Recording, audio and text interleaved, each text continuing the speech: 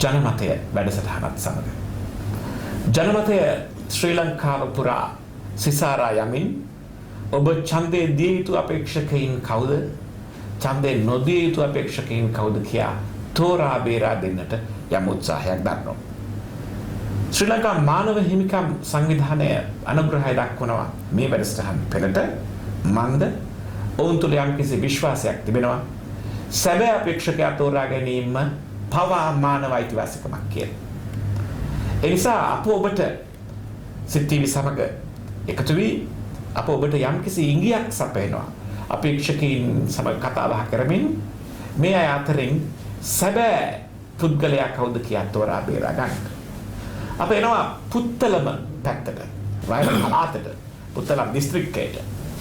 අප ඇවිත් නවතිනවා පුංචි ප්‍රේමදාස ළඟ. එහෙම තමයි ඒ කාලේ කිව්වේ කියලා මට මතකයි අපි පුංචි කාලේ. ඔහු අශෝක වඩිගමංගාව. අපි ආයිබුවන් කියලා පිළිගන්නවා. ආයිබුවන් ආරස. කතා බහ කරන්න බොහෝ කරුණු තිබෙනවා. එහෙම. අර මගෙන් ඉස්සෙල්ලා අහපු ප්‍රශ්නේ මම දැන් ඔබෙන් අහනවා. කොහොමද මේ සැරේ මැතිවරණය? ජනමතය. ඔව්. බොහොම පැහැදිලි. එක්සත් ජාතික පක්ෂ ජයග්‍රහණය කරනවා. ඔව්. එතකොට ඔබ ඉල්ලන්නේ මොන පක්ෂෙන්ද? එක්සත් ජාතික පක්ෂය. දැන් මට දැන් පොඩි ගැටලු මතුවේගෙන එනවා. මට මතක කාලේ ඔබ ආවේ එක්සත් ජාතික පක්ෂයෙන්. ඊට පස්සේ ඔබ ශ්‍රී ලංකා නිදහස් පක්ෂයට එකතු වුණා. ඊට පස්සේ මෛත්‍රීපාල සිරිසේන මහත්මයා ජනාධිපතිවරණය සඳහා ඉල්ලද්දී ඔබ තමයි වයඹින් මුලින්ම ඔහු සමග එකතු වුණු මන්ත්‍රීවරයා. මම හරිද කියලා මම හිතනවා. ඔහු සමග නෙමෙයි මම එකතු වුණේ එක්සත් ජාතික පක්ෂය. එක්සත් ජාතික පක්ෂය සමග. ඔහුට සහාය දීම සඳහා ඔබ නැවතත් මහගෙදරට ඇවිල්ලා ඉන්නේ. මහගෙදර මුල් ගෙදරට ආවා. මුල් ගෙදරට ඇවිල්ලා ඉන්නේ. ඒ නිසා අපිට දැනෙනවා ඉස්සරට වඩා වැඩි සැනසෙල්ලක් දැන්. මගේ නියම අදහසත් එක්ක මම කතා කරන්න කියන එක පිළිබඳව. පැහැදිලිව. ඔව්. මොකද ඊට පෙර කතා කරද්දී කතා කරනවා. නමුත් මේ හෘද සාක්ෂිය වෙන දෙයක් තට්ටු කරලා කියනවා. නේද? දැන් ඔබට දැනෙනවා ඇතුලෙන් ඇහෙන සද්දේ දෝ. එවැනි අවස්ථා බොහොමයක්කටම මුණ දුන්නා. ඔව්. ඔව්. ඇයි එහෙම උනේ? ඒක නාරද ඒක වුන්දික කතාවක්. ඔව්. මම එක්සත් ජාතික පක්ෂයේ දේශපාලනය ආරම්භ කළේ බොහොම තරුණ වී පාසල් වී 1973 මුල් කාලේ විතර මම තමයි සමස්ත වයඹ පළාතම නියෝජනය කරමු එක්සත් ජාතික පක්ෂයේ තරුණ පෙරමුණ නියෝජනය කරපු එකම තරුණයා ලාබාලම තරුණයා. ඉතින් එදා සිට අවුරුදු 25ක් තරම් කාලයක් මගේ මහගෙදර වුණේ එක්සත් ජාතික පක්ෂය. ඔව්. 1994 මම පාර්ලිමේන්තු තීරපත් වුණ එක්සත් ජාතික පක්ෂයෙන් පුත්ලංශික නියෝජනය කරන්නේ විපක්ෂයේ මන්ත්‍රීවරයෙක් හැටියට. අපේ රජයේ පරාජයටපත් වුණා. එහෙම ඉන්න අවස්ථාවේ තමයි වයඹ අර දුර්දාන්ත පළාත් සභා මැතිවරණයට මුහුණ දෙන්න සිදු වුණේ රටේ වයඹ පළාතේ මිනිසුන්ට. ඒ අවස්ථාවේදී අපේ පක්ෂයේ නායකතුමා වුණා හොඳ ශක්තිමත් කණ්ඩායමක් වයඹ පළාතට ඉල්පත් කරන ජන පක්ෂය වෙනුවෙන් පාක්ෂිකයන් වෙනුවෙන්. ඊළ පුත්ලංශිකය වෙනුවෙන් ඒ වගකීම් බාරගත්තේ ජයක්‍රම පෙරමැතිතුමා. මේ කුරුණෑසික්කය වෙනුවෙන්. පුත්ලංශිකය වෙනුවෙන් ඒ වගකීම බාරගත්තේ මම අශෝක වඩිගමංගාව මම. අපි දෙන්නම් පාර්ලිමේන්තුවේ ඉල්ලස් වුණා. හැබැයි අපි දෙන වෙනස එතුමා එක්සත් ජාතික පක්ෂයෙන් ඉල්ලස් වෙලා වයඹ පළාත් සභාවට තරඟ වැදුනේ ප්‍රධාන අමාත්‍ය තනතුර සඳහා. මම තරඟ කළේ පළාත් සභාවේ මන්ත්‍රීවරයෙක් හැටියට. පත්වීම ආරමුණ ඇතුව. හැබැයි මේ මැතිවරණයේ මහා තමුන්නාසලා දන්නා අර මතකයි මේ රටේ සිදු වුණු අපකීර්තිමත්ම මැතිවරණය. ඒ මැතිවරණයට අපි මුහුණ දුන්නා. පාක්ෂිකයෝ නොයෙකුත් වද වේදනාවටපත් වුණා. ප්‍රතිඵල නිකුත් වෙනකොට අපි තත්ත්ව විපක්ෂ මන්ත්‍රීවරයෙක් හැටියට ඊට පස්සේ පළස්සව විපක්ෂ නායකවරයා හැටියට කටයුතු කරනකොට අවදීදී මා පිළිබඳව පක්ෂෙන් යම් අසාධාරණයක් වුණා කියලා එදා හිතුණා. මට දැනුණා. එහෙම දැනෙන්න තරම් බොහෝ කරුණු කාරණා යෙදුණා. මම දැන් ඒ ගැන කතා කරන්න බලාපොරොත්තු ඒක අතීතයේ වලලා දැම්ම නීරස ඉතිහාසයක්. මම ඒ නිසා ගැන කතා කරන්න බලාපොරොත්තු වෙන්නේ මම කරදර කරන්නේ නැහැ. දැන් අලුත් ආරම්භයක්.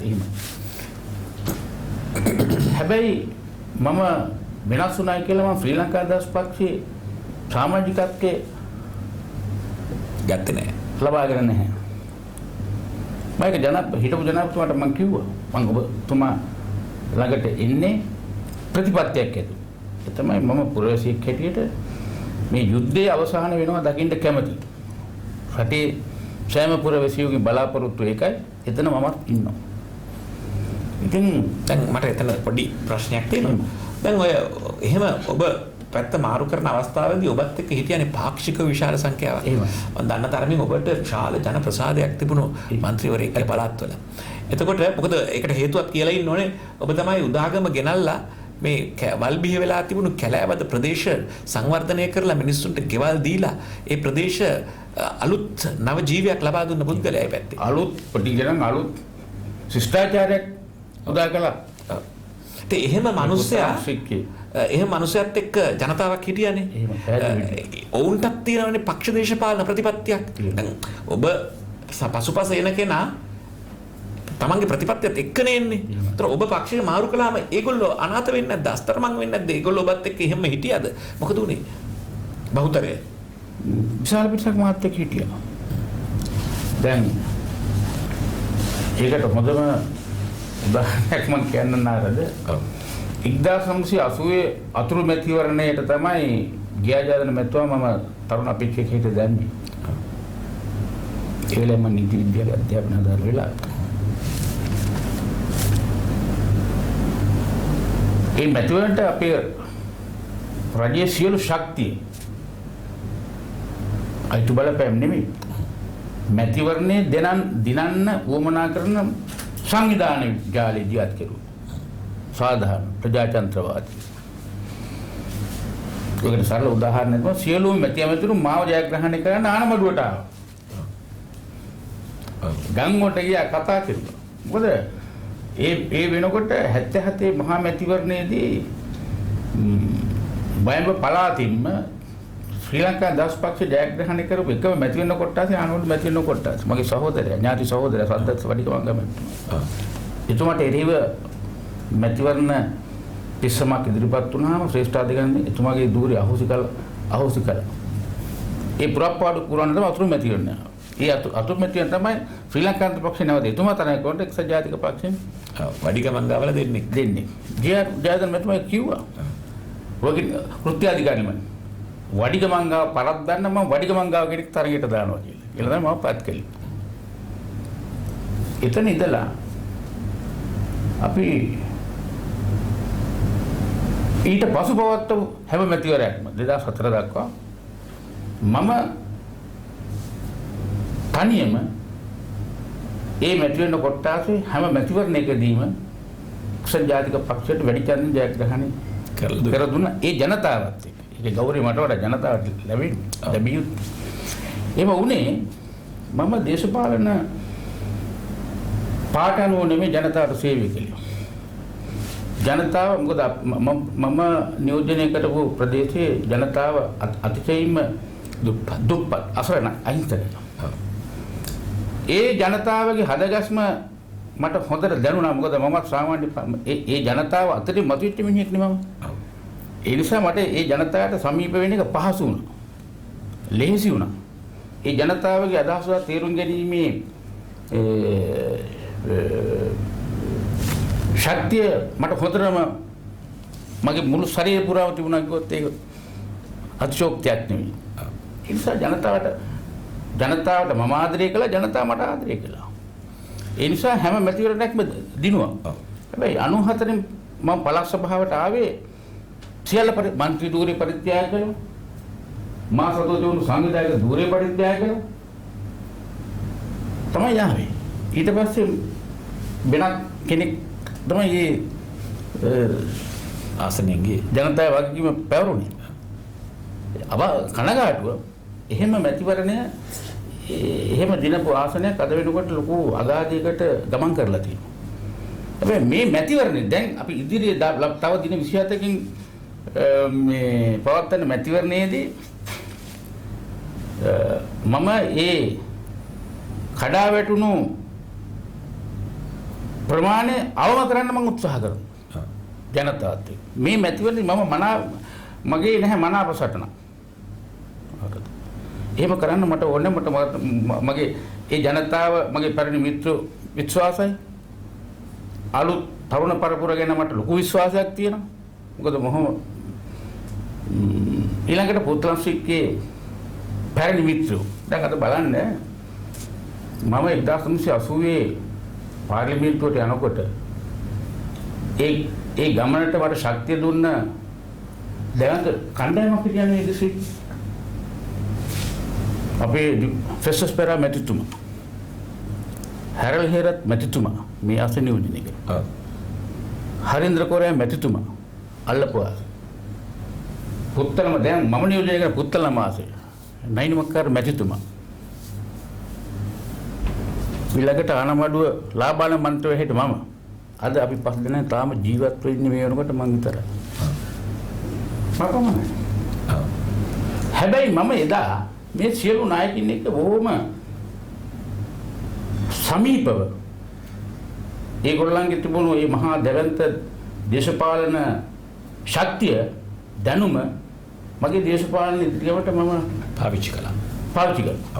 විශේෂයෙන්ම ජයජයවර්ධන මැතිතුමා ඊළඟට ප්‍රේමදාස මැතිතුමා මම බොහොම ළඟින් එතුමාට බොහොම සමීප වැඩ කරපු තරුණ මන්ත්‍රීවරයෙක්. එතුමා මම දේශපාලන කරලියේ බොහෝ කටයුතු කාරණා අපේ පෞද්ගලික ජීවිතවල කරුණු කාරණා අපි බොහොම සමීපව සාකච්ඡා කරලා තිනවා. ඇත්ත වශයෙන්ම මගේ මුළු දේශපාලන ජීවිතේම වැදගත්ම වැඩ කොටස මට වයඹට පුත්තලමට සාන්මුට කරන්න ලැබෙන ප්‍රේමදාස මැතිතුමාගේ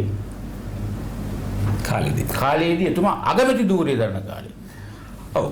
දැන් ඔන්න 94 දී යුද්ධ ජයග්‍රහණය කරන කිරීමේ අරමුණෙන් ඔබ ජනාධිපති මහින්ද රාජපක්ෂ මහතාට සහයෝගය දෙන්න පටන් ගන්නවා.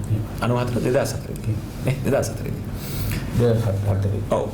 ඊට පස්සේ ඒ කාලේදී ඔබට කරන්න බැරි වුණාද යමක් ඔය වගේ ඔබේ පළාතට? අර එදාවත් තරම්. එතුමාට සමීප වුණාට පසුව ඔව්. අලුතෙන් ආණ්ඩුවට එකතු වුණානේ. ඔව් ඊට පස්සේ මම ඒ ආසන තුන් වයඹ පළාත් සභාව මැතිවරණ තරඟ කළානේ. ඒ සඳහානේ සෞඛ්‍ය මැතිවරයා හැටියට. ඔව්.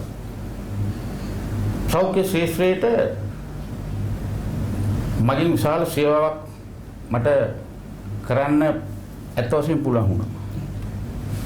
අදත් ඒ ශාස්ත්‍රයේ ඉන්න සමස්ත සියලු දෙනා මම කරපු ඒ සේවය එතුමන්ලාගේ ශක්තියට අලුත් වටිනාකමක් මම දුන්නා. එතුමාගේ දැනුම ඒගොල්ලන් ඒ උදවියගේ විවිධ ශාස්ත්‍රවල සෑම දෙනාගේම දැනුමට හොඳ වටිනාකමක් දීලා ඒගොල්ලෝ උනන්දු කරවලා ඒ සේවාව ජනතාවට මම ලබා දුන්නා. හොඳයි එතකොට ඊට පස්සේ දැන් ඔබ නැවත පාර්ලිමේන්තුවට යන්න සූදානම්ින් ඉන්නවා. ඔබට තියෙනවද ඔබේ ගමට ඔබේ ප්‍රදේශයට යම් කිසි සැලැස්මක්? මම එහෙම අහන්නේ ඔබ ගමේ මිනිස්සයා විදිහට කාලාන්තරයක් තිස්සේ ගම නියෝජනය කරන මිනිස්සයා විදිහට ගමේ ප්‍රශ්න හරියටම දන්නවා. හරියටම ගමේ නියමිතම ප්‍රශ්න ප්‍රමාණය මොනවද කියලා දන්න තවත් කෙනෙක් මං හිතන්නේ ඔබේ පළාතේ නැතුව ඇති ඔබ තරම්. හොඳයි. ප්‍රශ්න දැනගෙන විතරක් ඉඳලා මදිනේ.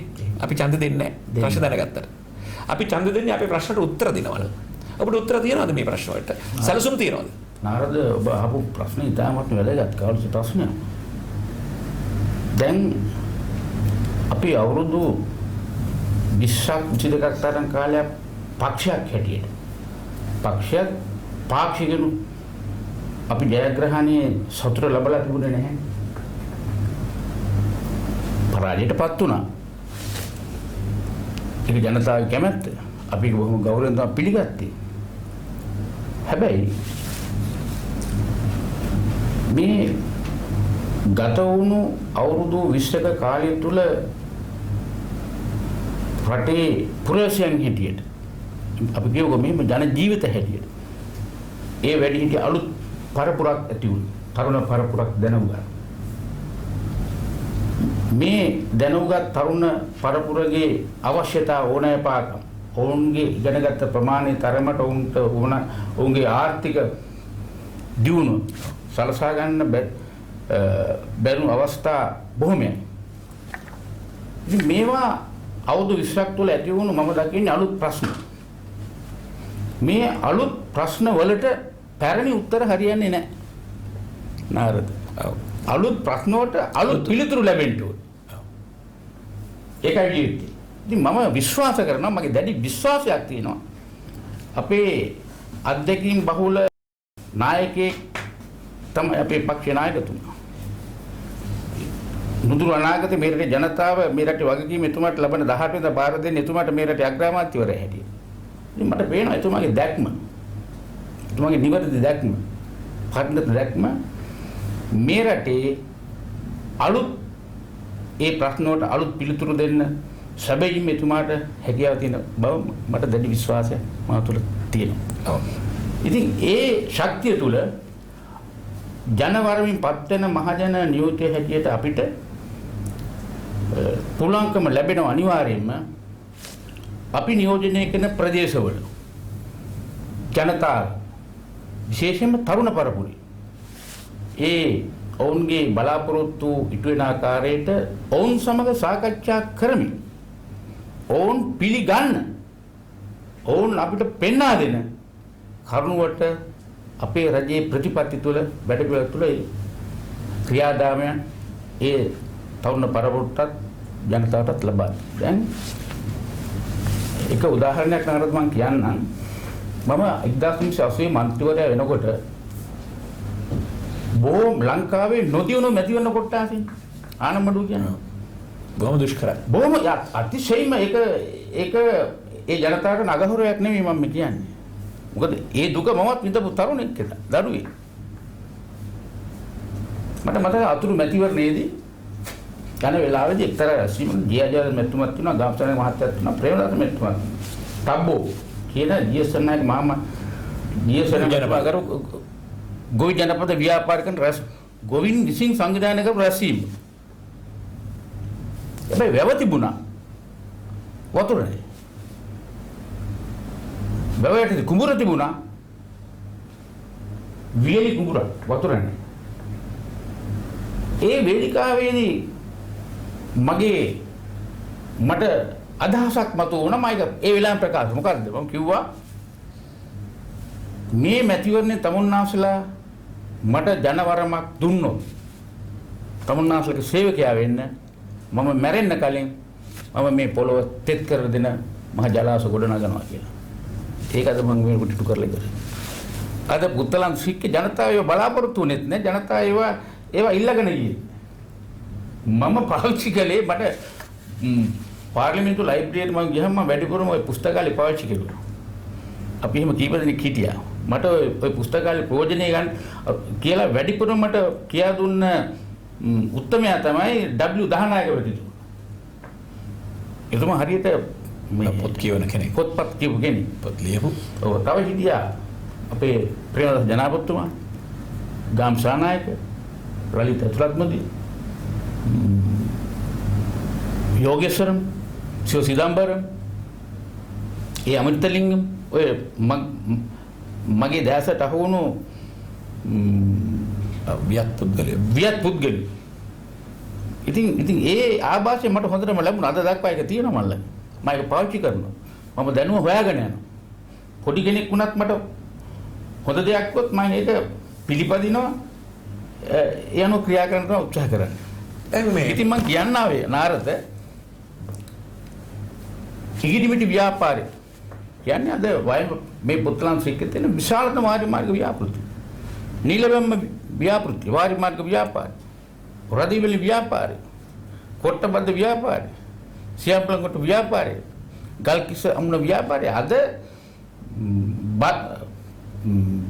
ඒ ප්‍රදේශවල ජීවත් වෙන මිනිසුන්ට රටට බත නිෂ්පාදනය කරන මහා දවන්ත කෘෂිකාර්මික ව්‍යාපාර ගම්මාන අලුත් ගම්මාන රාශියක් බිහිවුණා.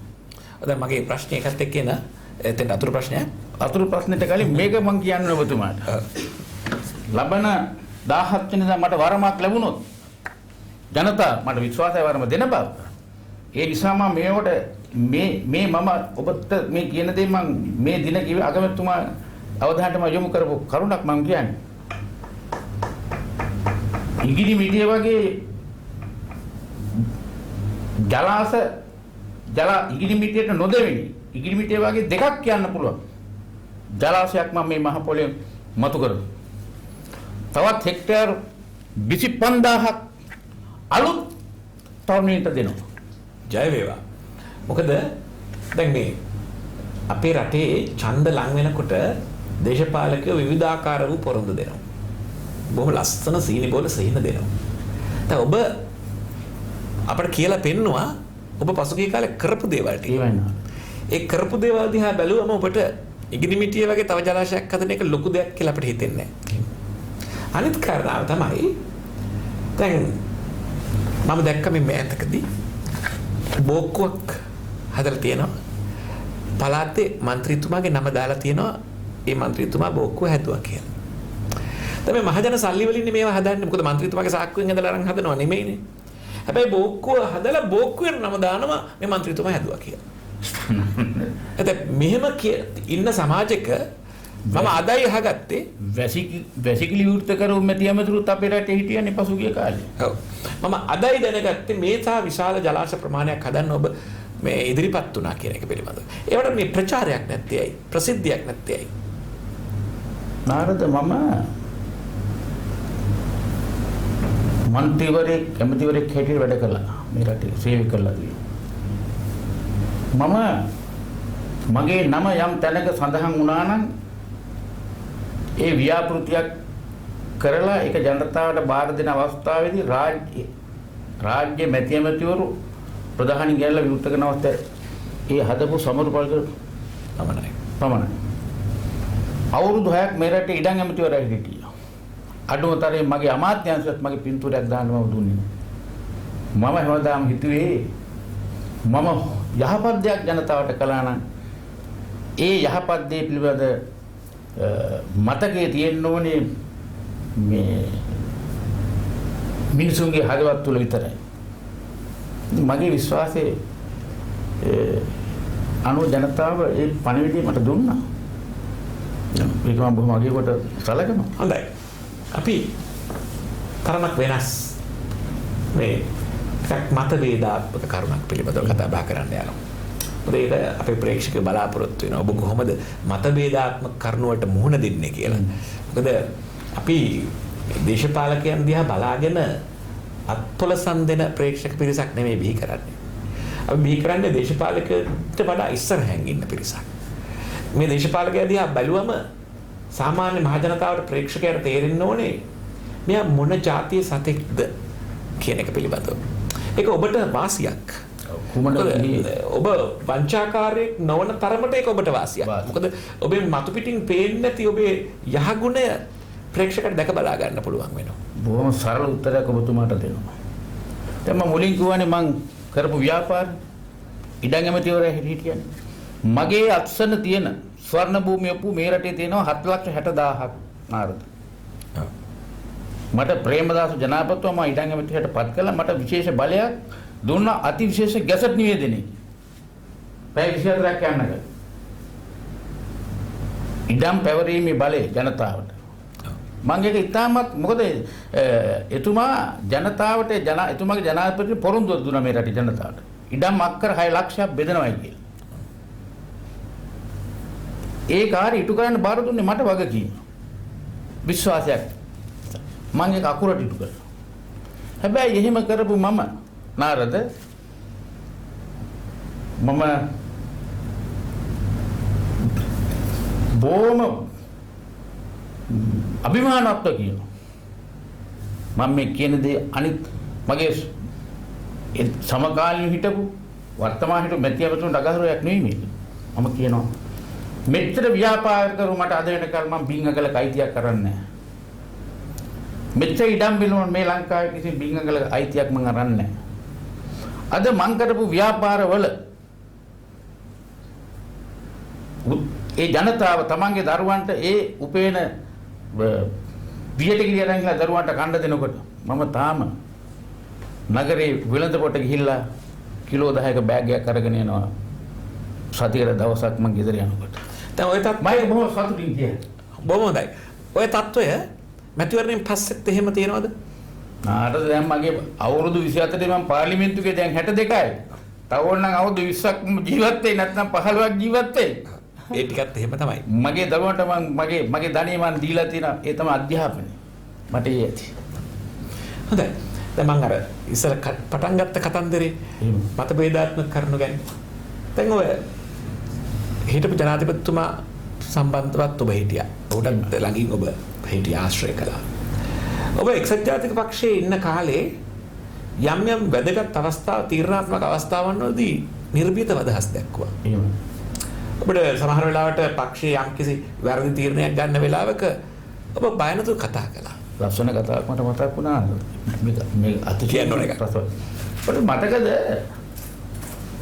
LTT සංවිධානයේ ප්‍රභාකරන් තරුණයා හැටියට දොරයප්පා ඝාතනය කරලා ඔහුගේ ව්‍යාපාරයේ තරමක් දුරට ඉදිරියට අරගෙන යනකොට මේ රටේ විපක්ෂයේ හැටියට තිබුණේ ද්‍රවිඩ එක්සත් විමුක්ති පෙරමුණ නායකයා හැටියට ඒ අමෘතලිංග මැතිතුමා. ඒ කාලේ පුවත්පත් වල මේක හොඳට පළවෙච්ච දෙයක්. බොහොම දරුණු ප්‍රකාශන ඉදිරිපත් වුණේ අවස්ථාවේදී. ඇතම් හැමෝම නෙමෙයි අපි ඒක වඩා තේරුම් ගන්න එපා.